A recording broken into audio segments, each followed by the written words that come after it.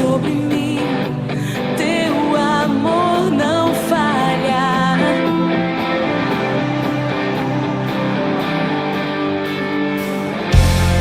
Tu és o mesmo pra sempre. Teu amor não muda. Se o choro dura uma noite, a alegria vem pela manhã. Se o mar se enfurecer, eu não tenho que temer, porque eu sei que me amas. Teu amor não falha. Oh, Jesus, Jesus.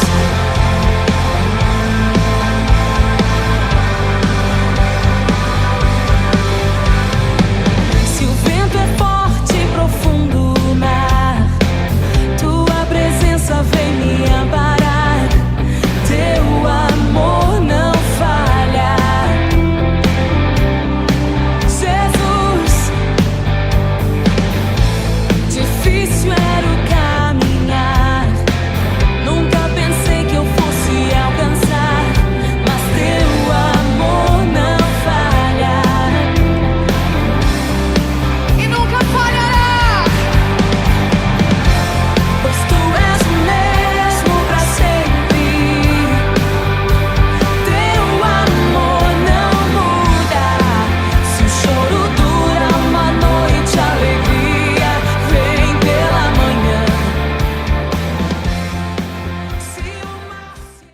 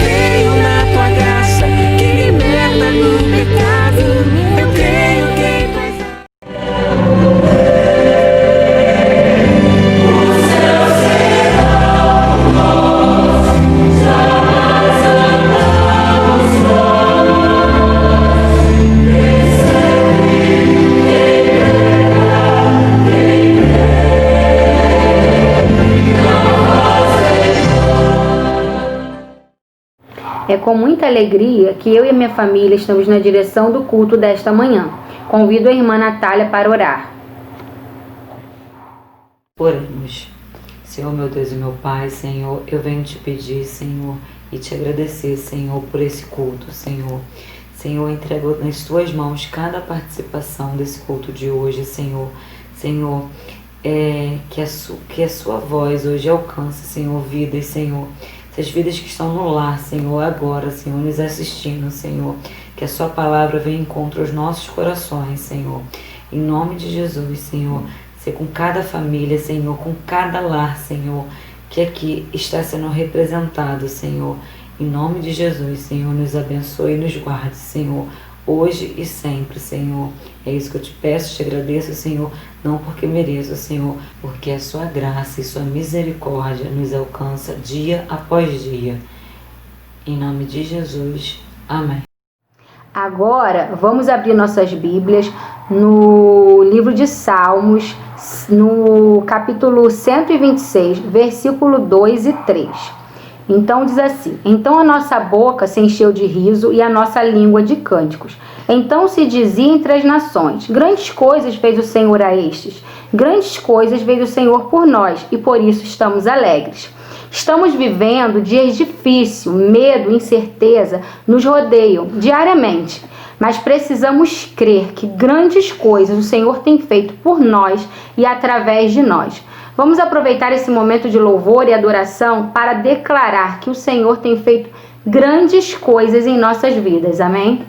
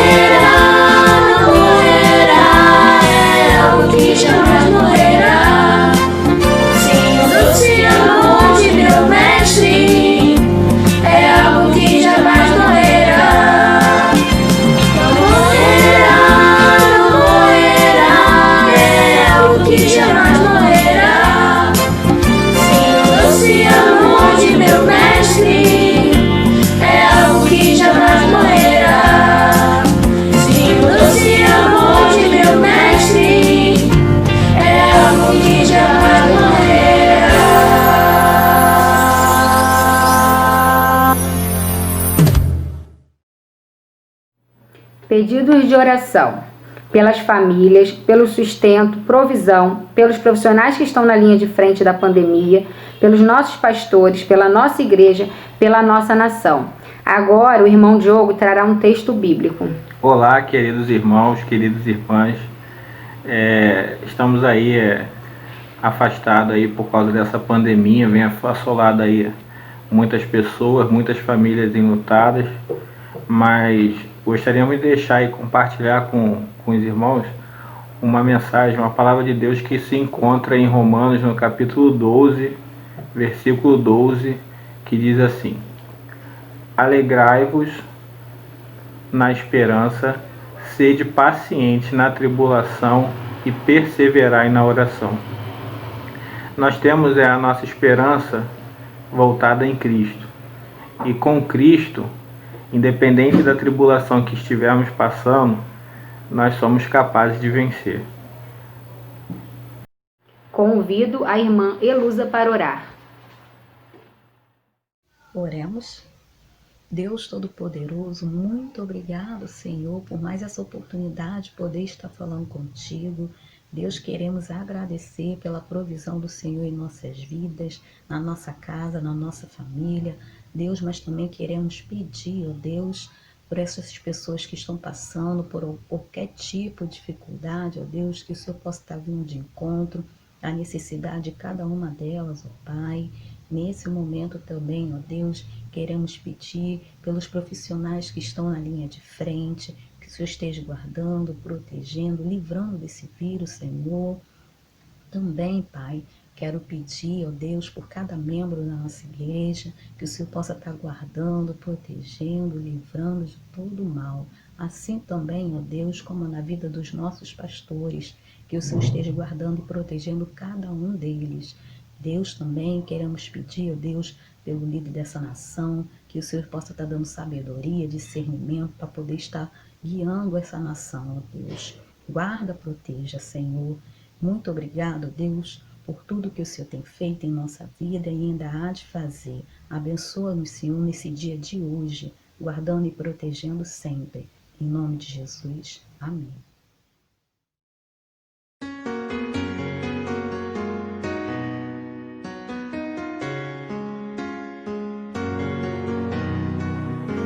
Bem mais que as forças, poder e reis, que a natureza e tudo que se fez, bem mais que tudo criado por tuas mãos. Deus, tu és o início, meio e fim.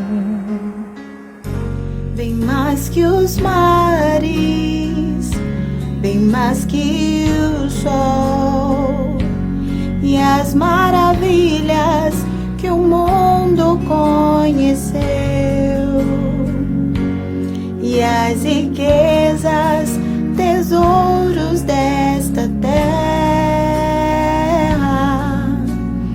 Incomparável és pra mim. Por amor, sua vida entregou, meu Senhor. Humilhado foi como a flor machucada no jardim. Morreu por mim, pensou em mim, me amou.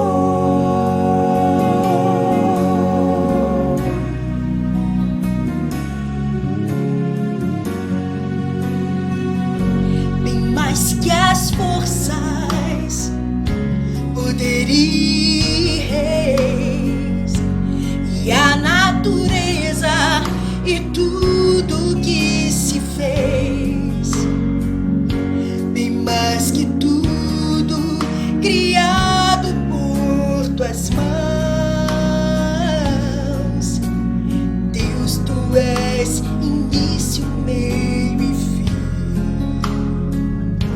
Bem mais que os mares, bem mais que o sol e as maravilhas que o mundo conheceu, e as riquezas, tesouros desta terra. Incomparável és pra mim. Por amor, sua vida entregou, meu Senhor. Humilhado foi como a flor machucada no jardim. Morreu por mim, pensou em mim, me amou. Por amor, sua vida entregou, meu Senhor. Humilhado foi como a flor machucada no jardim. Morreu por mim, pensou em mim, me amou.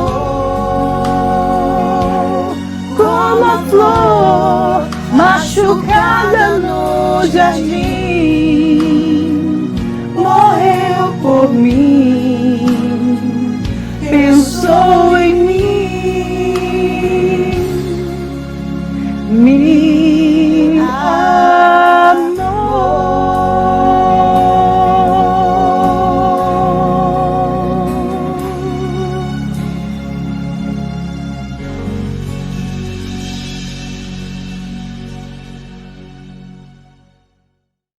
Passo a palavra para o mensageiro.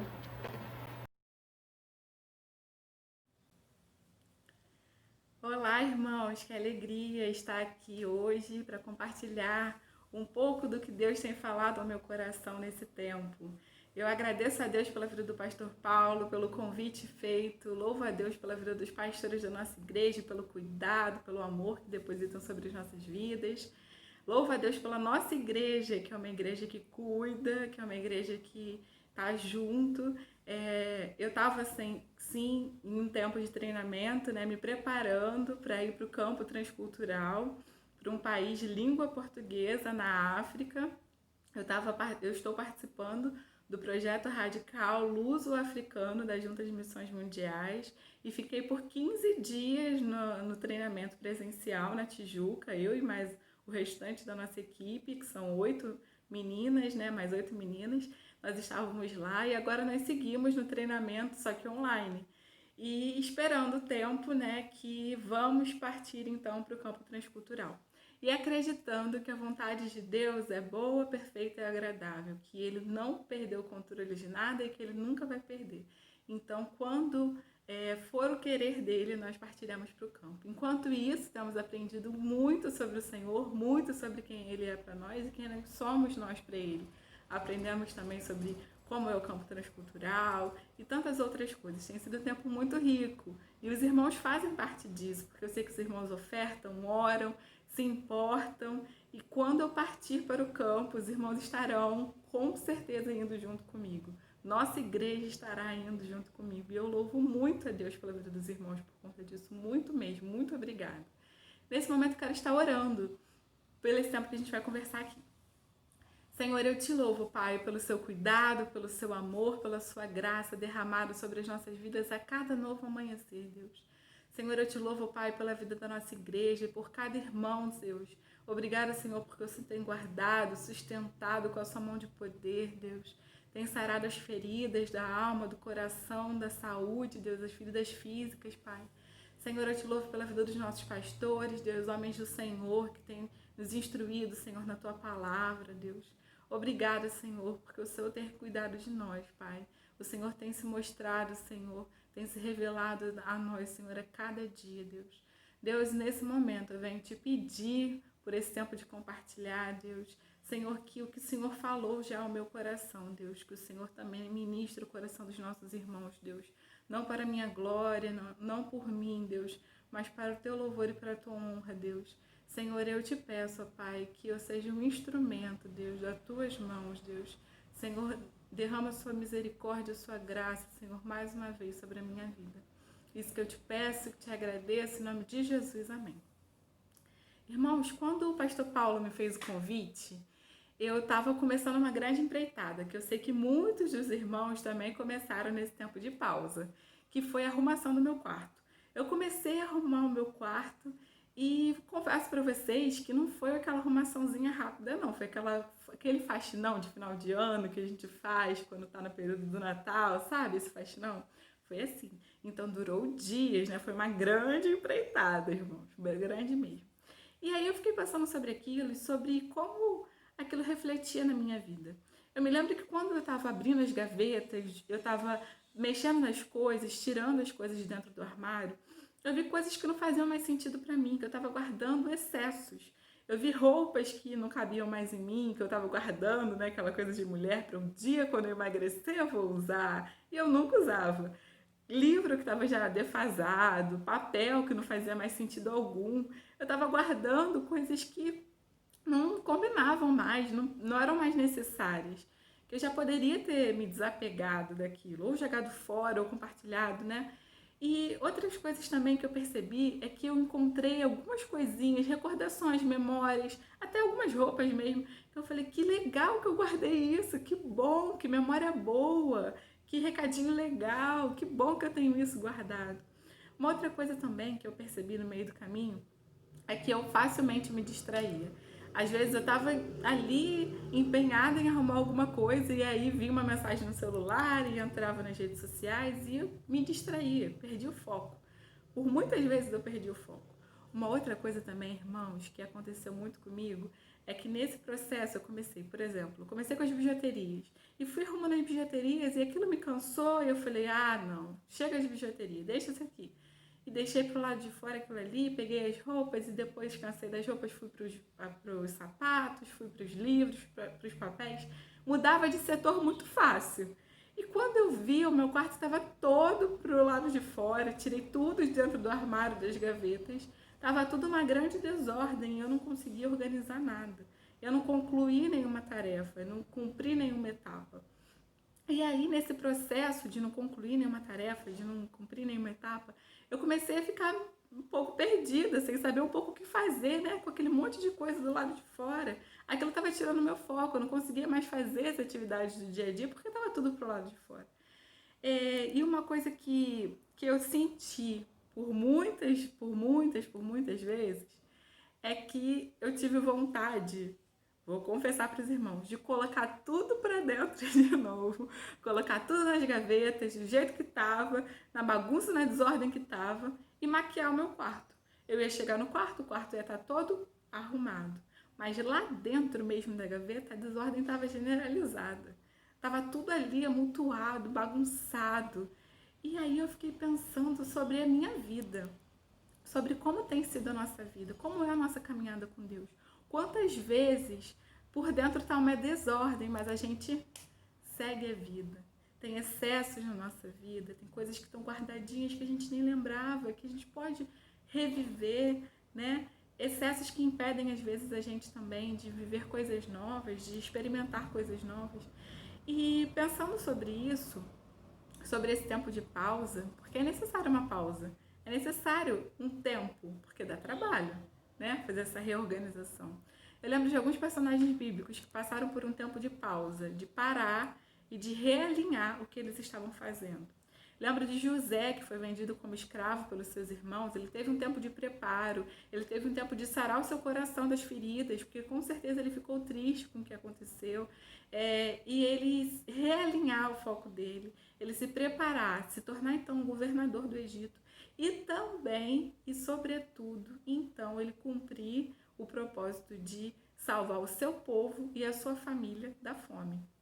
Eliseu, quando foi chamado para ser, né, um profeta, ele primeiro foi lá, ele queimou o que era o seu trabalho, o gado e os instrumentos, ele deixou aquilo de lado, ele se despediu da sua família, ele teve um tempo de pausa, de realinhar as coisas, para então viver os 50 anos de ministério como profeta que ele teve. Ruth, ela teve um tempo de luto, perdeu o esposo, perdeu o sogro, ela teve um tempo de luto, de realinhar isso. Ela teve um tempo de transição, que ela saiu de onde ela estava para a terra da sua sogra, que uma terra que não era dela, de readaptação, para então ser uma mulher que foi inserida na genealogia de Jesus. Olha que privilégio, que alegria. Ela aparece na genealogia de Jesus. Esther, que foi uma rainha, né, que se preparou e que salvou o seu povo. Ela teve um tempo de preparo até ela poder cumprir o propósito de Deus a isso. Jonas, que pausa, né, irmãos? Que momento de parada. Jonas precisou parar, realinhar o que ele estava pensando, pedir perdão ao Senhor, né? E ter aquele tempo de quebrantamento mesmo, para então pregar às pessoas que moravam em Nínive. E cumprir o que Deus tinha chamado ele para fazer. Tantos outros irmãos na Bíblia que tiveram um tempo de pausa, de realinhar, de rearrumar as coisas para então cumprir o que Deus tinha chamado eles a fazer. Eu estou fazendo minha devocional nesses dias no livro, no Evangelho de Mateus. E eu me debrucei sobre o capítulo 5. Capítulo 5, 6 e 7, eles falam sobre o Sermão do Monte. Jesus vai ali falando, né, quais são as características, como deve proceder, como age uma pessoa que é salva pelo Senhor Jesus Cristo, né?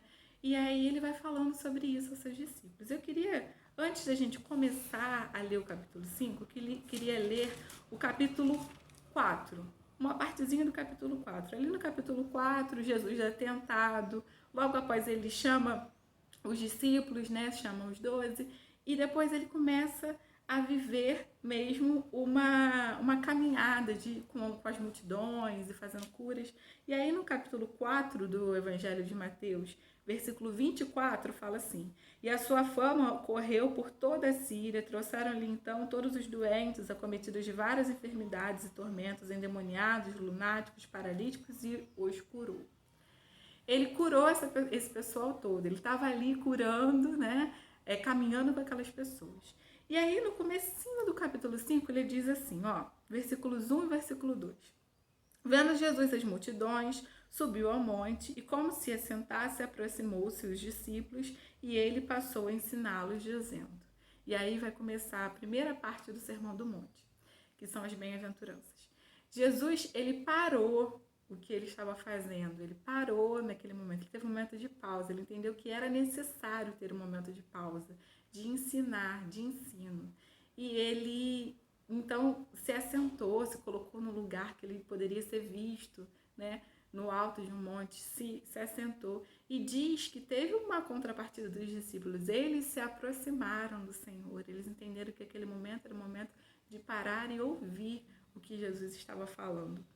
E eu entendo que esse tempo que nós estamos vivendo é um tempo de pausa. O mundo inteiro parou, o mundo inteiro desacelerou do que estava fazendo. E Deus tem trabalhado, nos ensinado nesse tempo, nos rearrumado, nos reorganizado, por fora e por dentro, né, irmãos? E aí eu me lembro que durante o tempo que eu estava fazendo, né, essa arrumação no meu quarto, por algumas vezes eu pensava em parar. Eu vou parar porque eu tô cansada e por N motivos, né? E aí eu lembro que minha mãe às vezes surgia assim na porta do quarto e falava assim, minha filha, tá dando trabalho, mas vai valer a pena. E aí eu fiquei pensando sobre isso e lendo o capítulo 5 de Mateus, no comecinho nós vemos as bem-aventuranças, né? E aí nós olhamos, fala sobre aqueles que são humildes, aqueles que são mansos, aqueles que têm fome e sede de justiça, os pacificadores, vai na contramão do filtro que nós vimos por aí. Sem ser o filtro de Jesus, sem ser o filtro do Evangelho, vai na contramão, porque a gente vê por aí, feliz não é o humilde, feliz não é o que chora, é o que ri, né? Feliz não é o que tem fome e sede de justiça, não é os de paz, né? É bem paradoxal a gente pensar isso, que os bem-aventurados são esses, né? Mas uma coisa que eu vejo aqui nas bem-aventuranças é que todas elas têm um vai ser difícil, né? Bem-aventurados. Aí ele elenca 9 coisas, né? Alguns dizem 9, alguns dizem 8 bem-aventuranças, mas vamos considerar 9 bem-aventuranças. Ele elenca 9 que podem ser difíceis pra gente, pra nossa caminhada, mas aí vem sempre um vai valer a pena, né? Vem sempre alguma coisa que mostra que aquilo ali vai valer a pena. E uma coisa que eu estava observando, lendo isso, é que qual é o significado de ser bem-aventurado?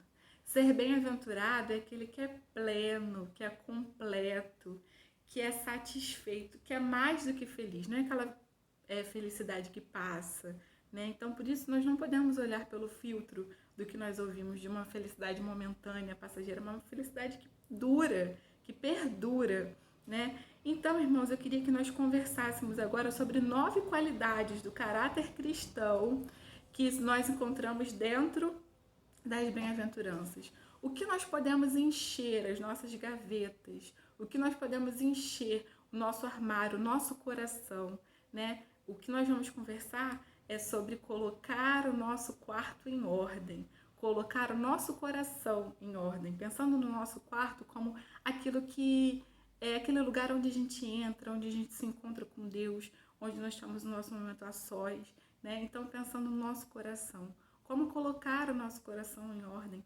tirando algumas coisas e colocando outras. Então, aqui no texto de Mateus 5, nós encontramos o que nós devemos ser cheios, Quais são as características que Deus espera que as nossas gavetas, que as nossas pastas, que o nosso coração esteja cheio, transbordante, né? E aí, eu vou ler o texto de Mateus 5, de 3 a 12. Fala assim: Bem-aventurados os humildes de espírito, porque deles é o reino dos céus. Bem-aventurados os que choram, porque serão consolados. Bem-aventurados os mansos, porque herdarão a terra. Bem-aventurados os que têm fome e sede de justiça, porque serão fartos. Bem-aventurados os misericordiosos, porque alcançarão misericórdia. Bem-aventurados os limpos de coração, porque verão a Deus. Bem-aventurados os pacificadores, porque serão chamados filhos de Deus. Bem-aventurados os perseguidos por causa da justiça, porque deles é o reino dos céus. Bem-aventurados sois quando, por minha causa, vos injuriarem e vos perseguirem, e mentindo disserem todo mal contra vós. Regozijai-vos e exultai, porque é grande o vosso galardão nos céus, pois assim perseguiram os profetas que vieram antes de vós. Jesus está garantindo para eles que vocês são bem-aventurados quando vocês vivem dessa forma. Vocês são mais do que felizes, né, quando vocês vivem dessa forma. O primeiro versículo, que é o versículo 3, ele fala: Bem-aventurados os humildes de espírito, porque deles é o reino dos céus. Aqueles que não têm uma visão aumentada sobre si, aqueles que são humildes, que não se acham grande coisa, que são de espírito de arrogância, de orgulho, né? Aqueles que preferem perder, bem-aventurados são esses. E nós, então, aprendemos que, pensando em pastas, né, nós podemos trocar a pasta da nossa vida, da arrogância, então, pela pasta da humildade. Então, Deus nos convida à humildade. No próximo versículo fala assim: Bem-aventurados os que choram, porque serão consolados. E como temos chorado, irmãos, nesse tempo, como temos chorado. Mas ele fala que bem-aventurados, felizes são esses, mas como assim? Aqueles que sofrem, não só por eles, mas aqueles que sofrem pelos outros também. Aqueles que não são indiferentes, aqueles que são sensíveis, né? Aqueles que não se acham uma fortaleza, aqueles que entendem que no Senhor nós vamos receber o consolo. Então, nós podemos trocar a pasta da frieza pela pasta da sensibilidade. Então, podemos trocar frieza por sensibilidade. Encher nossa vida de sensibilidade. Próximo versículo, versículo 5, fala assim: Bem-aventurados os mansos, porque herdarão a terra. Bem-aventurados os de leve trato, aqueles que não apelam para a violência, aqueles que preferem perder, os mansos. Então, nós podemos trocar a pasta da grosseria, irmãos, pela pasta, como diz Jesus aqui pra gente, da mansidão. Deus nos convida a ser mansos. O próximo versículo fala: Bem-aventurados os que têm fome e sede de justiça, porque serão fartos. Irmãos, quando a gente está com fome e sede, a gente não se comporta assim, né? Ah, tá tudo bem, vamos lá, vamos seguir. Nós reagimos àquilo. Então, ele está falando aqui sobre fome e sede de justiça, aqueles que têm vontade, aqueles que têm prazer, que têm desejo de fazer a vontade do Senhor. Esses serão fartos. Aqueles que não estão satisfeitos com as injustiças. Então, aqueles que vão de encontro ao Deus de justiça, que se manifestam. Então, nós podemos trocar a pastinha da isenção, daquele, deixa pra lá, não é comigo mesmo, né? Daquele, vai passar, alguém vai resolver. Então, a pastinha da isenção e depositar no nosso quarto, no nosso coração, a pastinha da obediência, de se manifestar, de ser resposta do Senhor. O próximo versículo fala assim, olha: Bem-aventurados os misericordiosos, porque alcançarão misericórdia.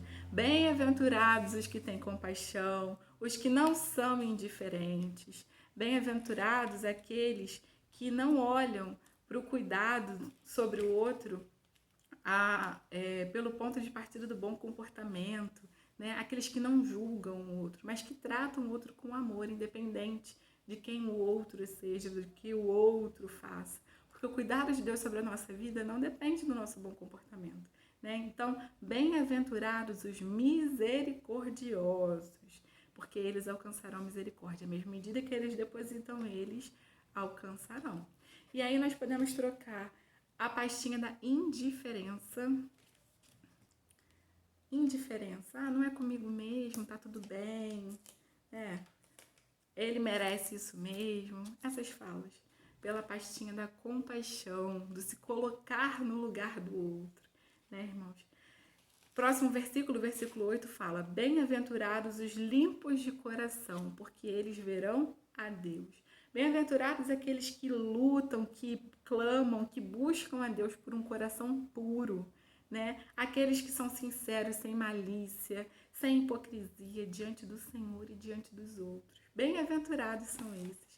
Então, nós podemos trocar, a pastinha que está na nossa vida, as coisas que são relacionadas à perversão do que Deus pensa sobre a nossa vida, sobre o que Deus quer, né? Sobre as maledicências, sobre tudo isso. Trocar ela pela pastinha da santidade. Deus espera que nós tenhamos uma vida em santidade. Ele nos convida a isso. E aí o próximo versículo fala assim: bem-aventurados os pacificadores, porque serão chamados filhos de Deus. Aqueles que trabalham pela paz, aqueles que estão buscando a unidade perdida através do príncipe da paz. Então, eles que lutam por isso, eles que buscam estar junto com o príncipe da paz, aqueles que preferem perder para a união prevalecer, né? Então, aqueles que não gostam do conflito. Então, nós podemos trocar o conflito, né, a briga, a discórdia, ou a minha opinião, eu sou assim, né, pela reconciliação. Nós podemos ser cheios da reconciliação. O próximo versículo fala assim: bem-aventurados os perseguidos por causa da justiça, porque deles é o reino dos céus. Irmãos, quem tem o compromisso de fazer a vontade de Deus, eles vão ser perseguidos. Porque quem trabalha com justiça, com paz, com choro, com mansidão, com misericórdia, certamente vai ser perseguido, irmãos. Mas ele fala que nós temos um compromisso diante do Senhor. Nós somos perseguidos porque nós temos um compromisso diante de Deus. Então, podemos trocar a deslealdade ao que Deus nos chamou a viver, né, pelo compromisso de viver uma vida diante do Senhor. O próximo versículo, versículo 10, fala assim, versículo 11, fala assim: bem-aventurados sois vós por minha causa, por minha causa, vos injuriarem e vos perseguirem, e mentindo disserem todo mal contra vós. Regozijai-vos e exultai, porque é grande o vosso galardão nos céus, pois assim perseguiram os profetas que vieram antes de vós. Felizes aqueles que passam por tribulações. Olha só, felizes são os que passam por tribulações. Aqui ele fala assim, aqueles que são insultados, que são perseguidos, que são caluniados. E quando nós passamos por essas coisas, mexe muito com o nosso emocional. E o que a gente faz na maioria das vezes? A gente age sem pensar, a gente acaba agindo sem pensar, fazendo e falando e tentando se defender. E Jesus fala aqui pra gente: vocês têm que se sentir, ao contrário disso, felizes, privilegiados por estarem vivendo isso. Então, aqueles que passam por tribulação, que a tribulação não gera em nós a aflição. Nós podemos trocar a aflição da perseguição, do insulto, né, pela paciência. Então, quando nós formos, né, rearrumar o nosso coração, que o nosso coração esteja cheio de paciência, esteja cheio de compromisso, de reconciliação, de santidade, de compaixão, de obediência, de mansidão, de sensibilidade e de humildade. Todas essas coisas são o que Deus espera, o que Jesus espera, que os nossos corações estejam cheios.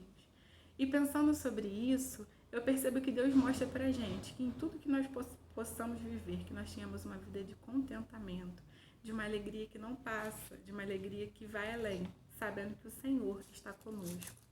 E pensando em rearrumar o nosso quarto, em reorganizar, em passar por um processo de organização.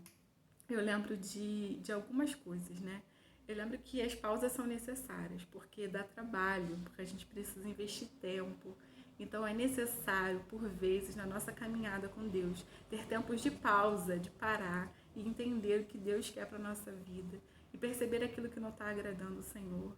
Então, o outro ponto é tirar os excessos do nosso coração, da nossa vida, para ter espaço para viver experiências novas, para conseguir caminhar com mais facilidade. Esses dias eu postei um texto que falava sobre um professor que pediu para os seus alunos, para eles levarem sacolas com batatas para a sala de aula. E então, quando ele chegou na sala de aula, ele pediu para eles escreverem o nome de pessoas que eles tinham mágoas, né? E os alunos escreveram, e a atividade era levar aquela bolsa, aquela sacola dentro das suas mochilas durante uma semana, para todos os lugares. E aí eles foram caminhando. Só que durante a semana as batatas começaram a cheirar mal e pesar também para eles. E eles perdiam o foco das coisas porque eles queriam estar sempre preocupados em achar suas bolsas, em achar suas mochilas, não perder elas. E aí nesse processo eles perceberam como a mágoa, como o sofrimento, como a falta do perdão atrapalha, tira o foco da nossa vida. E aqui pensando nos excessos de uma forma geral, como isso atrapalha de nós termos uma caminhada mais plena com o Senhor, como os excessos, as coisas que nós precisamos desapegar, tirar da nossa vida, nos impedem de caminhar com o Senhor. E Deus tem preparado esse tempo de pausa para a gente realinhar tantas coisas diante dele. A outra coisa que eu pontuei aqui é trazer a memória que pode nos trazer esperança. Aquelas memórias boas, as coisas que a gente já experimentou com o Senhor. Trazer à memória esses momentos, dons que a gente enterrou, que a gente deixou passar, atitudes que a gente tomava e por muitas vezes fomos taxados como bobos ou coisas do gênero e nós paramos. Deus espera que nós voltemos a isso. Deus espera que nós possamos trazer à memória essas coisas e entender que, mesmo por vezes sendo difícil, vai valer a pena. Manter o foco no Senhor para a gente continuar.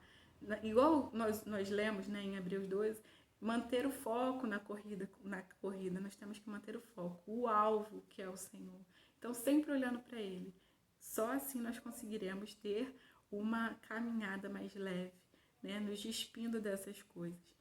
Cerque-se de pessoas que te ajudem a continuar na caminhada, pessoas que são realmente seus amigos, pessoas que te motivem, que falem, não para não, igual minha mãe fez aqui quando ela entrou no quarto, não para não, vai valer a pena, tá difícil, mas vamos caminhar junto. E ela se ofereceu também por vezes para me ajudar a arrumar as coisas, e por muitas vezes nós precisamos dessas pessoas.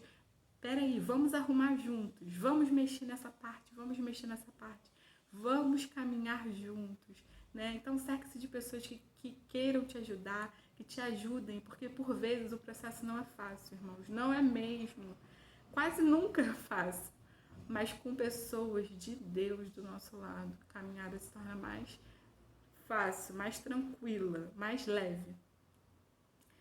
E a última coisa que eu pontuei dessa minha experiência de arrumação do meu quarto tenha certeza de que vai dar trabalho, mas vai valer a pena, né? Nenhum trabalho no Senhor é vão, então vai dar trabalho, vai desenterrar coisas que por vezes você não queria mais rever, que você achou que tinha resolvido, mas não tinha resolvido. Vai dar trabalho, mas vai valer a pena.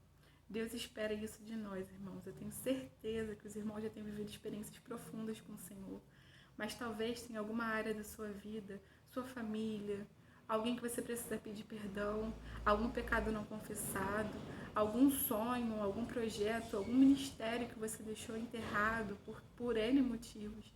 Deus está dando essa oportunidade de você revisitar isso, revisitar o seu coração, colocar para fora aquilo que não combina com o Senhor. E então viver experiências novas com o Senhor, se encher daquilo que Ele espera para a sua vida. ouvindo sobre o rei Ezequias, que foi um rei que Deus falou exatamente isso para ele, mas em outro sentido, né? Põe a tua casa em ordem. Naquele contexto ele estava falando dos filhos, da sua família, né? Eu ouvi um pastor falando sobre esse texto, ele fala assim, Deus dá uma ordem para colocarmos a nossa casa em ordem. Ele faz um pedido para a gente, né, para colocar a nossa casa em ordem. O nosso pedido para o Senhor pode ser por sabedoria. Senhor, me dê sabedoria para fazer isso. Então, que o Senhor te ajude e que os irmãos tenham oportunidade de colocar as coisas em ordem e ter uma vida mais leve.